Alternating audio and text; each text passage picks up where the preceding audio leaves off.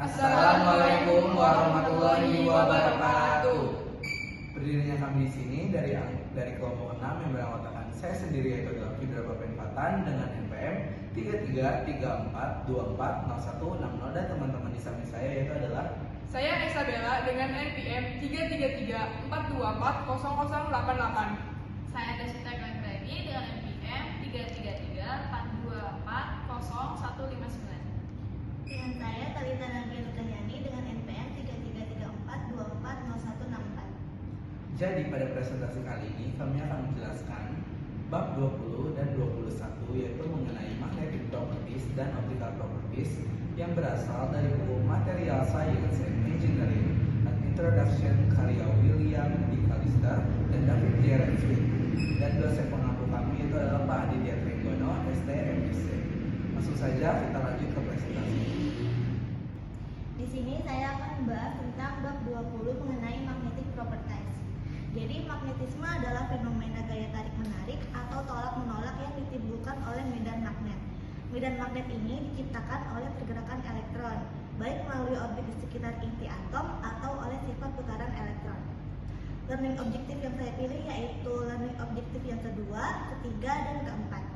Baik, kita langsung mulai ke learning objektif yang kedua. Objektif yang kedua ini menjelaskan secara singkat dua sumber momen magnetik dalam material.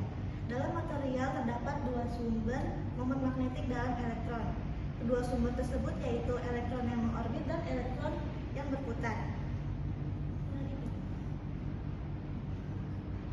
Yang pertama adalah elektron yang mengorbit, yaitu elektron yang bergerak mengelilingi inti atom pada orbit tertentu, sehingga menghasilkan momen magnetik akibat gerakan muatan listrik.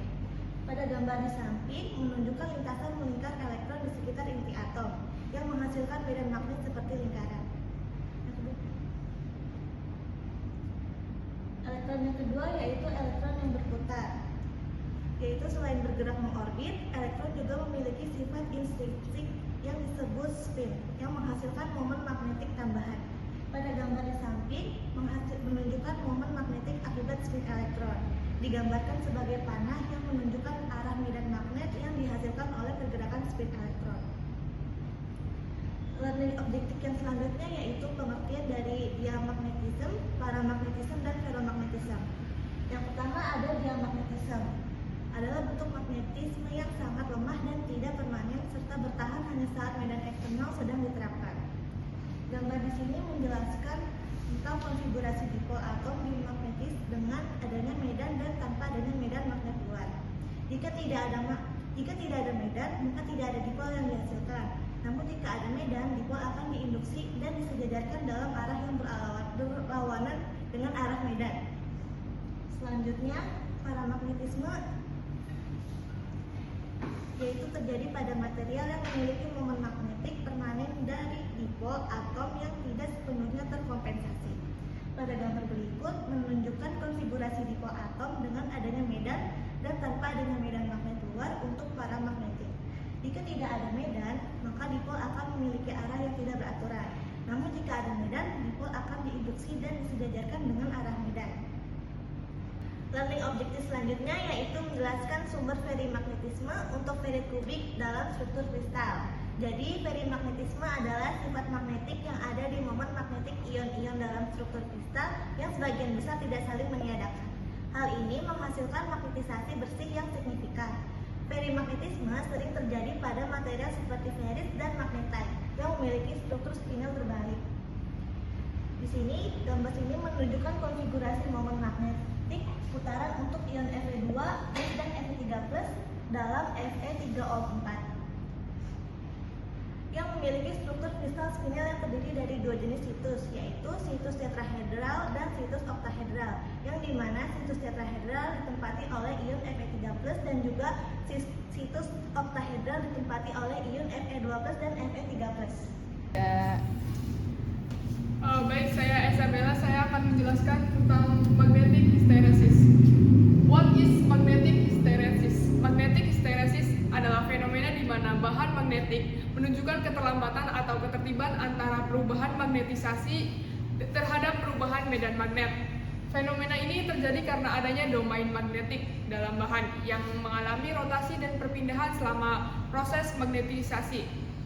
Kurva histeresis menunjukkan beberapa parameter penting. Grafik tersebut menggambarkan hubungan antara medan magnet eksternal dan magnetisasi untuk material besi dan nikel.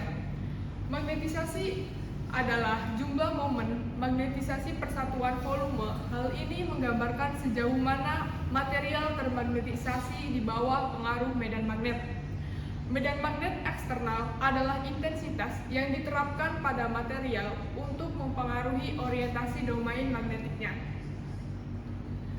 Grafik di atas menunjukkan perbedaan respon magnetisasi antara dua magnetik ferom, yaitu besi dengan kurva merah dan nikel dengan kurva biru.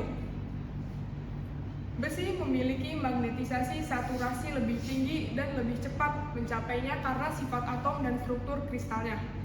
Nikel membutuhkan medan magnet yang lebih besar untuk mencapai saturasi dan memiliki magnetisasi yang lebih rendah secara keseluruhan.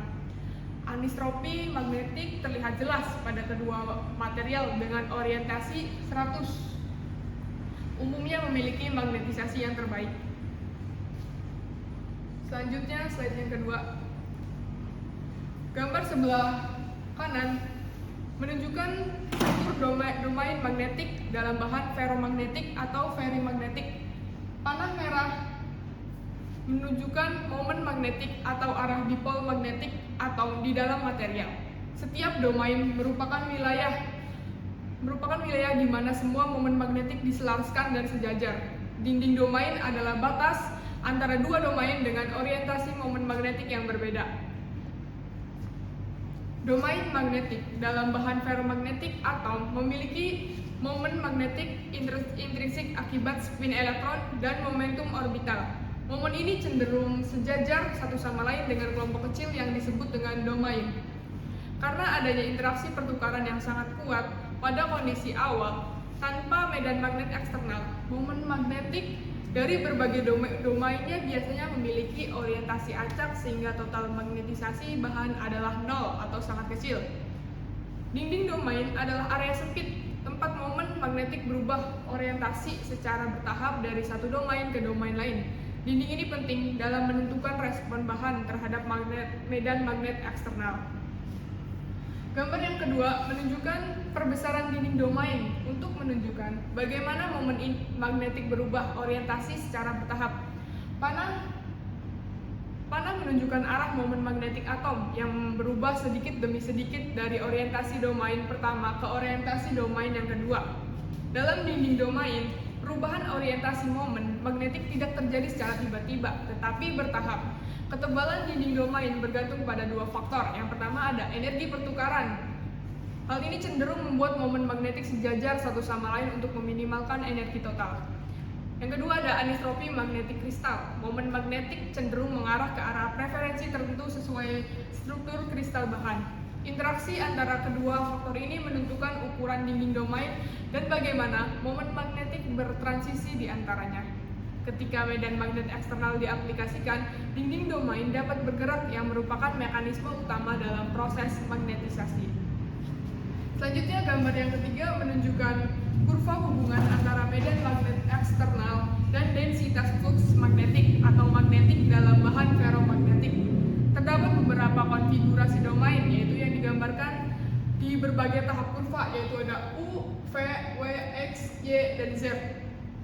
Kurva ini menjelaskan bagaimana bahan magnetik merespon dan magnet eksternal fenomena yang terjadi meliputi pergerakan dinding domain, rotasi domain, hingga saturasi magnetik.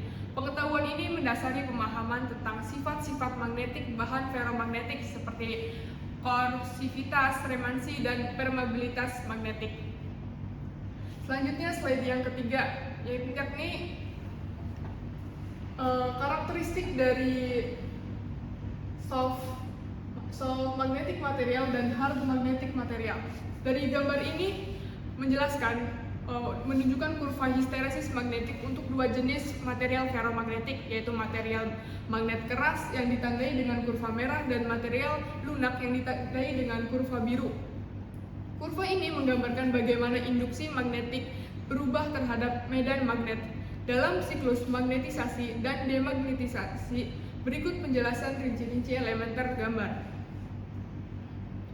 Kurva histeresis menunjukkan bahwa material magnet keras lebih cocok untuk aplikasi yang membutuhkan magnetisasi permanen, sedangkan material magnet lunak ideal untuk aplikasi yang membutuhkan magnetisasi berulang dengan efisiensi yang tinggi. Pemilihan material bergantung pada kebutuhan aplikasi, apakah lebih membutuhkan resistensi magnetik atau efisiensi energi. Soft magnetic material, bahan magnetik lunak yang digunakan dalam perangkat yang mengalami medan magnet bolak-balik dan di mana kehilangan energi harus rendah. Bahan magnetik lunak mudah dimagnetisasi dan dimagnetisasi.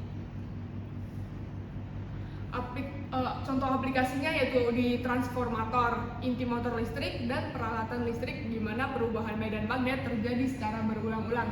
Yang kedua ada hard magnetic materials, bahan magnetik keras yang memiliki remanensi, korsivitas, dan kerapatan fluksatursi yang tinggi serta permeabilitas awal yang rendah dan kehilangan energi histeresis yang tinggi.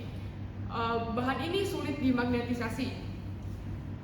Selanjutnya, untuk aplikasi dari hard magnetic materials adalah magnet permanen, penyimpanan data, motor listrik, dan perangkat penginderaan magnetik. Selanjutnya, slide yang keempat. Superconductivity. Apa sih superkonduktivitas itu?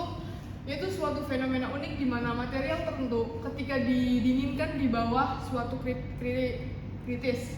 Dari gambar ini dapat dijelaskan bahwa ketergantungan resitivitas listrik terhadap suhu. Garis biru menunjukkan perilaku resitivitas listrik dari logam normal atau normal metal. Dalam material ini, resitivitas meningkat secara bertahap dengan kenaikan suhu karena peningkatan hamburan elektron akibat getaran atom. Yang kedua, itu gambar menunjukkan diagram batas fase superkonduksi. Gambar ini adalah representasi 3 dimensi dari parameter yang mempengaruhi keberadaan fase superkonduktor, yaitu suhu, medan magnet, dan kerapatan arus atau arah suhu. Secara keseluruhan, dari kedua gambar ini dapat dijelaskan bagaimana suhu, medan magnet, dan arus mempengaruhi sifat konduktivitas material. Gambar pertama menekankan transisi resitivitas, sedangkan gambar yang kedua menggambarkan batas parameter kritis yang menjaga material tetap superkonduktor. Jadi, pada bab 21 ini saya akan menjelaskan tentang optical properties.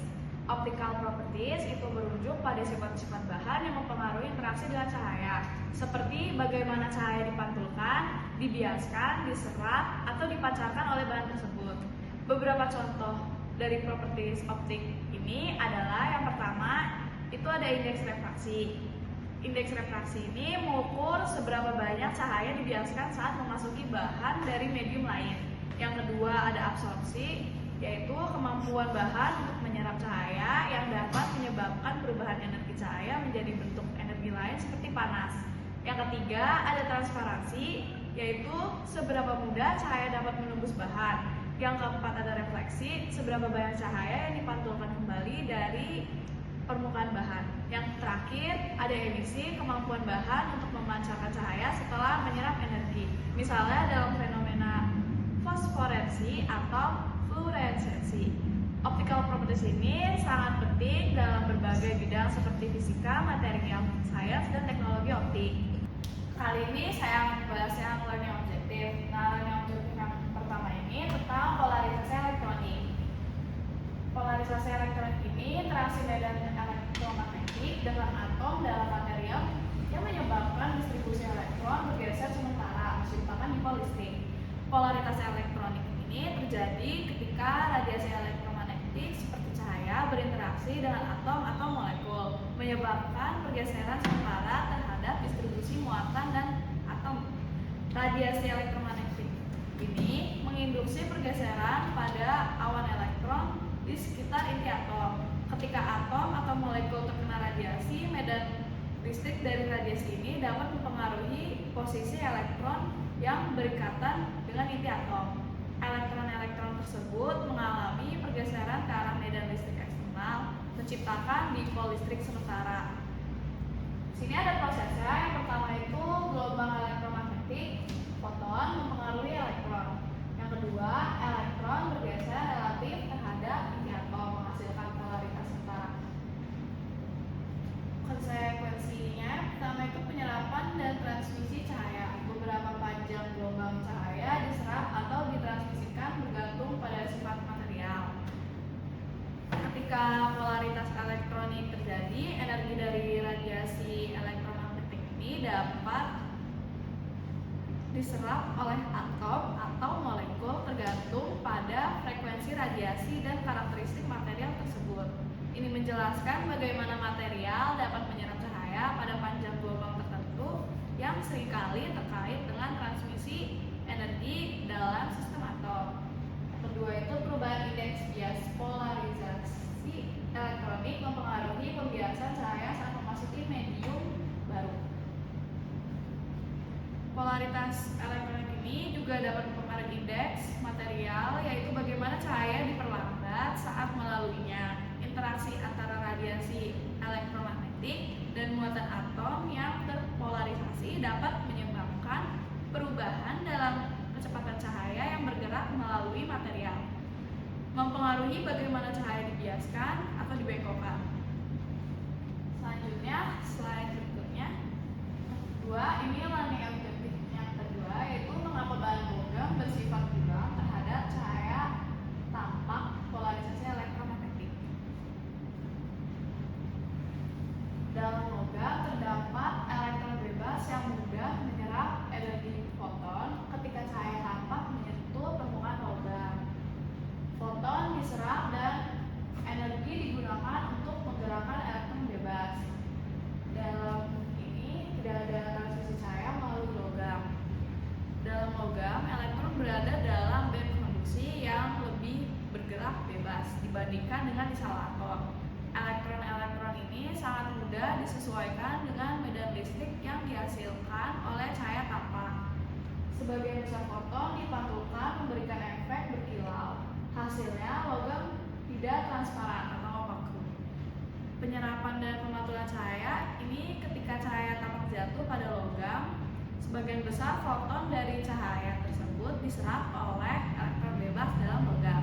Proses ini menyebabkan elektron-elektron tersebut berpindah ke keadaan energi yang lebih tinggi. Karena logam memiliki elektron yang bebas, cahaya tampak memiliki energi lebih rendah dan tidak dapat menembus material, melainkan dipantulkan kembali atau diserap. Interaksi elektron dengan cahaya tampak itu adanya konduksi elektron yang bebas. Cahaya tampak tidak dapat menembus logam untuk mencapai struktur internalnya. Sebaliknya, cahaya tersebut dipantulkan dari permukaan, menjadikan tampak buram dan tidak transparan. Indeks refraksi yang tinggi. Logam memiliki indeks refraksi yang tinggi yang menyebabkan cahaya tidak dapat memasuki material, tetapi terpantul kembali ke lingkungan. Hal ini menjelaskan mengapa logam terlihat seperti cermin pada permukaannya. Jadi teman-teman, pada bab 21 yang menerangkan tentang optical properties, adapun learning object yang akan saya bahas itu adalah mekanisme penyerapan foton. Teman-teman sebelumnya udah pada tahu belum apa itu foton? Yang aku jelasin ya.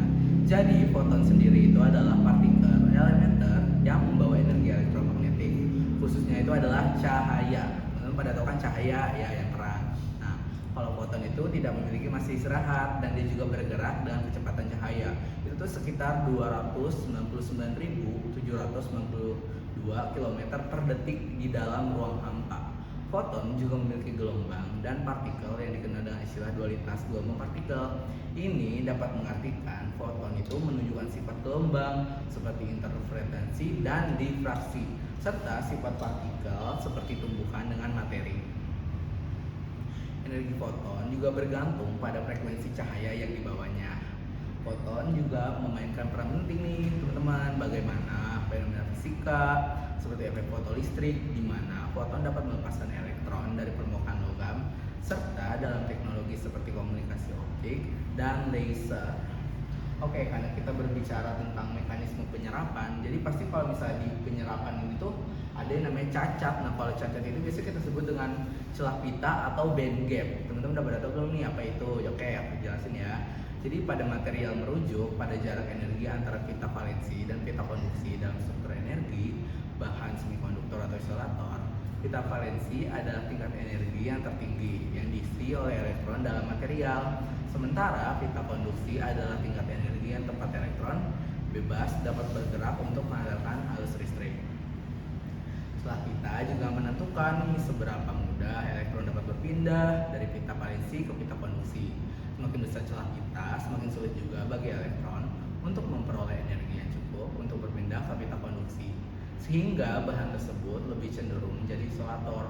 Sebaliknya, semakin kecil celah pita, semakin mudah bagi elektron untuk berpindah, sehingga bahan tersebut dapat menjadi semikonduktor atau konduktor. Nah, karena kita pada mekanisme penyerapan foton ini kita membahas mengenai isolator dan semikonduktor.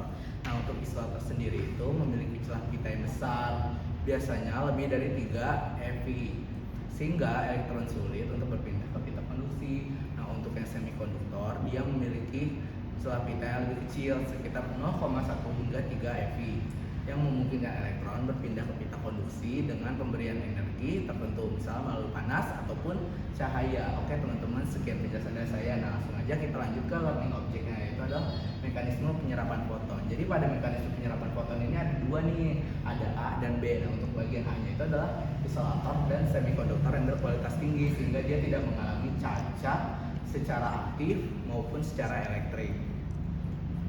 Yang pertama itu adalah isolator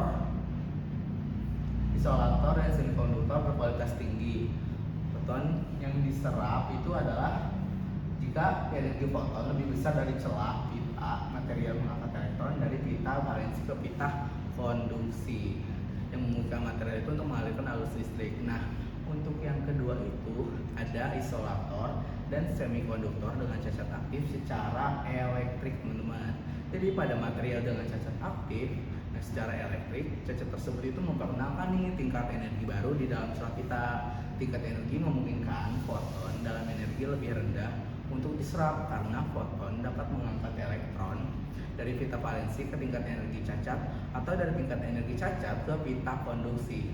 Cacat dalam material sendiri itu dapat meningkatkan efisiensi penyerapan foton, teman-teman, terutama pada semikonduktor yang digunakan dalam perangkat elektronik atau fotovoltaik. Cacat ini menciptakan saluran tambahan untuk eksitasi elektron yang penting dalam banyak aplikasi teknologi.